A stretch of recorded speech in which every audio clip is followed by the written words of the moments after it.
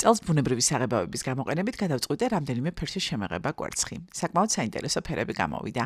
ვიდეოს ბოლომდე მომყევი ვეცდები ყველა დეტალი გაგიზიარო, რომ ადვილად შეძლო მისი გამეორება. კვერცხიც და ბუნებრივი საღებავებიც Libres ლაგოდეხის ფილიალში ვიყიდე სხვაზე იაფად. ნამდვილად ვერ წარმოვიდგენდი ბუნებრივი პროდუქტებით ასეთი ფერების მიღებას თუ შევძლებდი. პირველ რიგში ენდროს, გარეცხვით და გასუფთავებით ვიწყებ. შემდეგ ძალიან კარგად ვნაყავ და გადამოგვს თუჯის ქვაბში.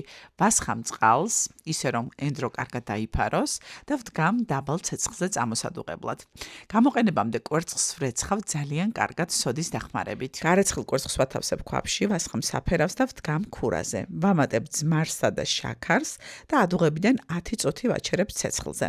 სტაბილიზაციისთვის სჭირდება მთელი ღამე, თუმცა დროში ძალიან მჩქარობდი და ეს 1 საათის შედეგია. ვარდისფერი მარმარილოს ეფექტის მისაღებად კი კვერცხს ვხარშავ მარილთან ერთად, შემდეგ კი ვათავსებ გახეხილ უმჭარხალში 20 წუთით. ნახეთ რა ლამაზია. დამატებითი ეფექტისთვის კი ხელის გულზე შეგიძლიათ წაისვათ კვერცხის ცილა, მოათავსოთ საკონდიტრო ოქროს ფურცელი და მასში ამოავლოთ ვარდისფერი კვერცხი. ნაზი ზეთისხილის ფერის მისაღებად კი ერთმანეთს შეურიეთ კარკადე და კურკუმა, მოათავსეთ მასში კვერცხი და მოხარშეთ 10 წუთის განმავლობაში. ეს კი ჩვენი ენდროსკენ მიღებული ულამაზესი წითელი ფერია. ძალიან ლამაზი ფერები გამოგვივიდა და შენც თუ გადაწყვიტე გამეორება, Libres-ე სტუმრე კარგი ფასებისთვის.